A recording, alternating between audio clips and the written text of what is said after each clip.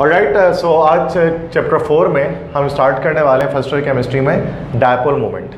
So first of all we have to know कि dipole moment कहते किसे हैं। डायपोल दो वर्ड से निकला है, डाई मीन्स होते हैं टू और पोल्स मीन्स होते हैं चार्जेस। ठीक है, ऐसे मॉलिक्यूल जिनके अंदर दो चार्जेस हो, पॉजिटिव और नेगेटिव, उनको हम कहते हैं डायपोल।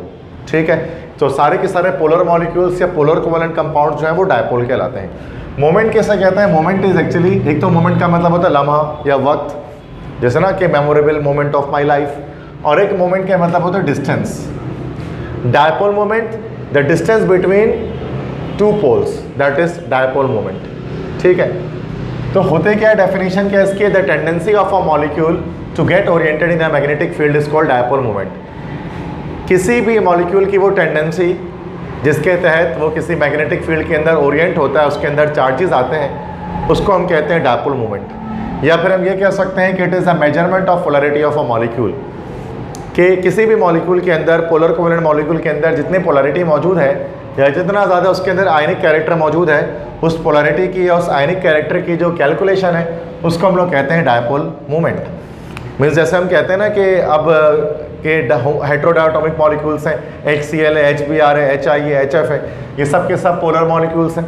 तो यकीन अब इनकी पोलैरिटी अगर है तो कुछ कम पोलर होंगे, कुछ ज़्यादा पोलर होंगे, तो उनकी जो पोलैरिटी की कैलकुलेशन है वो हम डायपोल मोमेंट से करते हैं कि कितना चार्ज आया हुआ किसी भी जो है वो पोलर कोवेलेंट मॉलिक्यूल के अंदर। इसको डिनोट किससे किया जाता है? इसका डिनोट किया जाता है ग्रीक अल्फ़ाबेट म्यू से। म्यू से हम डायपोल मोमेंट को शो करते हैं, और उसका फॉर्मूला क्या है कि डायपोल मोमेंट बराबर होता है magnitude of charge multiply by distance between the charges. Charges के जो मैग्नीट्यूड हैं उनको डिस्टेंस बिटवीन द चार्जेस से आप क्या करते हैं? मल्टीप्लाई देते हैं, तो दोनों का जो प्रोडक्ट है वो आता है डायपोल मोमेंट। जैसे कि mu is actually the dipole moment, या बराबर हो गया मैग्नीट्यूड ऑफ चार्ज को हम ई से शो कर देते हैं बिकॉज इलेक्ट्रॉन्स के चार्ज होते हैं। ठीक है, और डिस्टेंस बिटवीन द चार्ज को हम डी से शो कर देते हैं। तो जो डायपोल मोमेंट आपके पास है ये बराबर हो गया E into D, E for the magnitude of charge and D for the distance between the charges. मिसाल के तौर पे अगर ये एक पोलर कोवेलेंट मॉलिक्यूल है, तो इसके दो चार्ज हैं, एक पॉजिटिव चार्ज है, एक नेगेटिव चार्ज है, तो ये चार्जेस के जो मैग्नीट्यूड है वो ई के बराबर है और इनके बीच का डिस्टेंस डी के बराबर है। जब इन दोनों को मल्टीप्लाई कर देंगे तो फिर हमें डायपोल मोमेंट के बारे में आगे ही हो जाएगी, हमें डायपोल मोमेंट पता लग जाएगा। यूनिट क्या होती है डायपोल मोमेंट की? तो इसकी SI यूनिट या MKS यूनिट की बात करें, सिस्टम इंटरनेशनल यूनिट की बात करें, तो चार्ज की यूनिट आप जानते हैं कूलम होती है, और डिस्टेंस की यूनिट आप जानते हैं मीटर होती है। तो कूलम मीटर, ये C into M, capital C into small m, ये जो है वो यूनिट है SI सिस्टम में, coulomb metre. But since coulomb metre is a very small unit, ये बहुत एक छोटी यूनिट है। ठीक है, तो इसकी हम एक जो है वो बड़ी यूनिट की तरफ आते हैं। ठीक है, तो इसकी जो कॉमन यूनिट है उसकी तरफ आते हैं। तो कॉमनली जो डायपोल मोमेंट है उसको कूलम मीटर में शो नहीं किया जाता, बल्कि इसके बजाय हम इसको डिबाई से शो करते हैं। And what is Debye? Debye is a unit of dipole moment, और जिसका नाम रखा गया है पीटर डिबाई पर।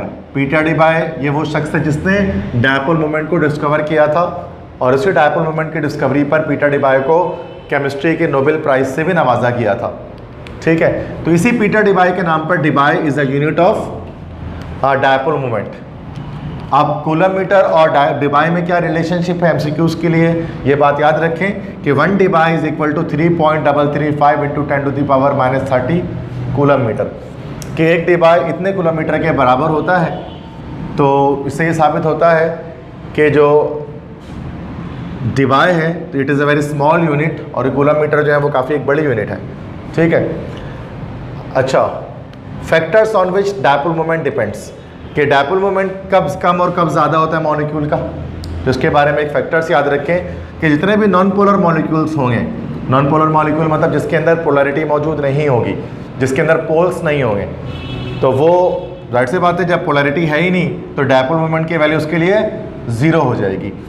और अगर कोई पोलर मॉलिक्यूल है जिसके अंदर पोल्स मौजूद हैं, चार्जेस मौजूद हैं, तो फिर उस सूरत में उसके लिए डायपोल मोमेंट की वैल्यू 0 नहीं होगी, या ये कह सकते हैं कि उसकी वैल्यू जो है वो ग्रेटर देन 0 हो जाएगी, 0 से बड़ी वैल्यू हो जाएगी। तो यहाँ पर इसी चीज़ को देखते हुए हम एक एक्सरसाइज करते हैं, क्वेश्चन सॉल्व करते हैं कि find out the dipole moment of following molecules. कि मैं यहाँ पर 10 मॉलिक्यूल्स मैंने यहाँ पर लिखे हैं, हम इनके डायपोल मोमेंट्स को कैलकुलेट करते हैं। तो बस हमें पोलैरिटी जाननी है इससे पहले हमने चार्ट बनाया था पोलैरिटी के हवाले से, जब मैं आपको कोवेलेंट कंपाउंड समझा रहा था, कोवेलेंट बॉन्ड के बारे में, तो वहाँ पोलैरिटी को कैलकुलेट करने के लिए हमने एक जो है वो चार्ट बनाया था। उसी चार्ट को यहाँ पर इस्तेमाल करना है। जैसे अगर हम बात करें हाइड्रोजन की, अब हाइड्रोजन पोलर होगा कि नॉन पोलर होगा? सिंस ये होमोडायटोमिक मॉलिक्यूल है, और होमोडायटोमिक मॉलिक्यूल हमेशा कैसे होते हैं? पोलर होते हैं, सॉरी नॉन पोलर होते हैं। अब नॉन पोलर होते हैं जिसके लिए इसके लिए डायपोल मोमेंट की वैल्यू क्या हो जाएगी? 0 हो जाएगी। ऑक्सीजन की बात करेंगे, ये भी होमोडायटोमिक मॉलिक्यूल है, तो इसके लिए भी जो है वो 0 हो जाएगी। HCl की बात करते हैं, हेट्रोडायटोमिक मॉलिक्यूल है, तो इसके लिए डायपोल मोमेंट की वैल्यू ग्रेटर देन 0, कोई ना कोई डायपोल मोमेंट इसकी होगी। IBr की बात करेंगे, हेट्रोडायटोमिक मॉलिक्यूल है, इसके लिए डायपोल मोमेंट की वैल्यू ग्रेटर देन 0 होगी, ये भी पोलर मॉलिक्यूल होगा। वाटर की बात की जाती है, अब चूंकि यहाँ पर जितने भी ये 6 मॉलिक्यूल्स हैं, all these are polyatomic molecules, ये सब के सब पॉलीएटॉमिक हैं, जिसमें मोर देन कह लो कि 2 एटम्स मौजूद हैं। इसके लिए हमें क्या करना पड़ेगा? स्ट्रक्चर ड्रॉ करना पड़ेगा। जैसे वाटर का हम स्ट्रक्चर ड्रॉ करेंगे, तो वाटर का मॉलिक्यूलर स्ट्रक्चर इस तरह से ड्रॉ होगा। तो सेंट्रल एटम पे जो लोन पेयर आ गया, तो मैंने बताया था कि जब सेंट्रल एटम पे लोन पेयर आएगा तो सूरत में क्या होगा? मॉलिक्यूल हमेशा पोलर होगा, तो उसके लिए डायपोल मोमेंट की वैल्यू ग्रेटर देन 0 हो जाएगी। अमोनिया की बात करते हैं, ठीक है, तो अमोनिया में भी क्या होता है? अगर आप अमोनिया का स्ट्रक्चर ड्रॉ करेंगे तो उसमें नाइट्रोजन के पास एक लोन पेयर होता है, और लोन पेयर ऑफ इलेक्ट्रॉन होने की वजह से अमोनिया एक पोलर मॉलिक्यूल है, और पोलर मॉलिक्यूल है तो उसकी डायपोल मोमेंट जो है वो ग्रेटर देन 0 है। जब हम कार्बन डाइऑक्साइड गैस के मॉलिक्यूल की बात करें, CO2 की बात करें, तो यहाँ पर हमें CO2 का स्ट्रक्चर ड्रॉ करना पड़ेगा। ऑक्सीजन, डबल बॉन्ड कार्बन, और इस तरह सॉरी कार्बन सेंट्रल एटम है, double bond oxygen, double bond oxygen. तो ये मैंने आपको तरीका कोवेलेंट बॉन्ड के अंदर समझाया है पूरी तरह से, किस तरह से हम जो है वो बॉन्डिंग करते हैं। तो यहाँ पर मैं उसको रिपीट नहीं कर रहा, उसके लिए आप प्रीवियस लेक्चर जो मेरा कोवेलेंट बॉन्ड पर है आप उसको रिव्यू कर लें। तो यहाँ पर अगर आप देखेंगे इस कार्बन को, तो ये कार्बन जो है वो उसके में कोई भी जो है वो लोन पेयर ऑफ इलेक्ट्रॉन मौजूद नहीं है, और अगर लोन पेयर ऑफ इलेक्ट्रॉन ना हो तो फिर हम क्या करते हैं? सिमेट्री चेक करते हैं, मॉलिक्यूल को बीच से कट कर देते हैं। अगर मॉलिक्यूल सिमेट्रिकल आया तो वो नॉन पोलर होगा, तो ये नॉन पोलर मॉलिक्यूल है, तो डायपोल मोमेंट इक्वल टू 0 हो गई इसकी, ठीक है। इस तरह CH4 की बात करें, मीथेन की बात कर लें, तो कार्बन और 4 तरफ इसके हाइड्रोजन है, तो सेंट्रल एटम पे लोन पेयर नहीं है, तो इसको बीच से कट कर देंगे, तो जो राइट में है वही लेफ्ट में है, इसका मतलब नॉन पोलर है ये, तो डायपोल मोमेंट की वैल्यू 0 के बराबर होगी इसके लिए। CH3Cl की बात करेंगे, ठीक है, तो carbon, hydrogen, hydrogen, hydrogen, then chlorine.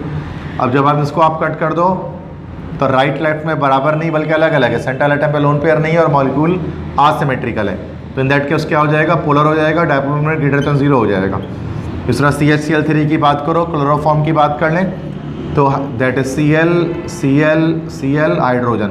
Central atom पे कोई भी लोन पेयर नहीं है, 4 इलेक्ट्रॉन होते हैं कार्बन के, चारों बॉन्डिंग में हिस्सा ले चुके हैं, तो हम क्या करेंगे? मॉलिक्यूल को बीच से कट कर देंगे, तो मॉलिक्यूल राइट लेफ्ट में अलग अलग है, तो आसिमेट्रिकल मॉलिक्यूल है, और आसिमेट्रिकल हमेशा पोलर होता है, तो डायपोल मोमेंट की वैल्यू ग्रेटर देन 0, ठीक है। तो यहाँ हमने देखा डिफरेंट मॉलिक्यूल्स के अंदर हम किस तरह से बताते हैं डायपोल मोमेंट की वैल्यूज़ को, कि वो 0 होंगी कि जो है वो ग्रेटर देन 0 होंगी, ठीक है।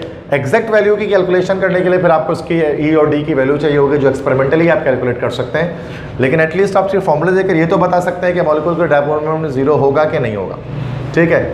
तो कार्बन डाइऑक्साइड जैसे कि अब ये एक नॉन पोलर मॉलिक्यूल क्यों है? बिकॉज जिसका जो डायपोल मोमेंट है वो 0 है। तो हमने डिफरेंट तरह के कंपाउंड्स को चेक किया, यहाँ पर मॉलिक्यूल्स को चेक किया कि किस तरह से उसकी म्यू की वैल्यू, डायपोल मोमेंट की वैल्यूज़ बताते हैं, ठीक है। तो ये कंप्लीट लेक्चर समझ में आ गया आपको डायपोल मोमेंट पे।